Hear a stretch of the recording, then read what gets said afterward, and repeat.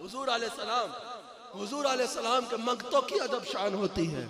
حضور علیہ السلام کا منگتا جس کو حضور علیہ السلام ایک ٹکڑا بھی دے دینا اس کو دوبارہ کہیں جھولی پھیلانے کی ضرورت نہیں رہتی. حضور علیہ السلام کی آل کے کسی شہزادے سے حاتم طائی کے کسی بچے نے کہا کہ ہمارا باپ حاتم طائی اتنا سخی ہے, اتنا بڑا سخی تھا کہ اس کے محل کے 100 دروازے تھے. ایک سائل ایک دروازے سے بھیک مانگتا وہ اس کو دے دیتا, وہ دوسرے دروازے سے بھیک مانگتا وہاں سے بھی دے دیتا, تیسرے دروازے سے بھیک مانگتا وہاں سے بھی دے دیتا. ایک دن میں ایک سائل 100 کے 100 دروازوں پہ آتا.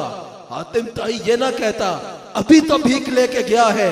ایک سائل کو ایک دن میں 100 دروازوں سے 100 دفعہ حاتم طائی بھیک دیتا تھا. ایک دفعہ بھی یہ نہ کہتا تھا ابھی لے کے گیا ہے. پھر آ گیا 100 کے 100 دروازوں سے ایک دن میں ایک سائل کو بھیک دیتا تھا. تو پتا چلا کہ حاتم طائی سے بڑا سخی کوئی نہیں. حضور کے شہزادوں نے کہا ارے بھئی اس کو بھی کوئی سخی کہتے ہیں؟ ایک دروازے سے بھیک لی پھر بھی بھوکا, دوسرے پہ گیا پھر بھی بھوکا, تیسرے پہ گیا تو چوتھے کی ضرورت, 99 دروازوں سے بھیک لینے کے بعد بھی 100ویں پہ جانے کی ضرورت پڑی.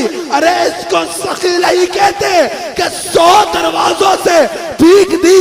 اگر 101 دروازے ہوتے تو ایک اور پہ آتا, اس کی جھولی نہ بڑھتی. ارے آؤ سنو سخی کس کو کہتے ہیں. مدینے والا کسی کو زندگی میں ایک دفعہ ایک ٹکڑا دے دے اس کو دوبارہ مانگنے کی ضرورت نہیں پڑتی, اس کو دوبارہ دستک دینے کی ضرورت نہیں پڑتی. ارے مدینے پاک والا کسی کو ایک ٹکڑا دے دے تو وہ ہند میں غریب نواز بل کے خیرات تقسیم کرتا ہے. وہ لاہور میں داتا علی اجمیری بل کے خیرات تقسیم کرتا ہے. وہ خواجہ عبدالکریم بل کے خیرات تقسیم کرتا ہے.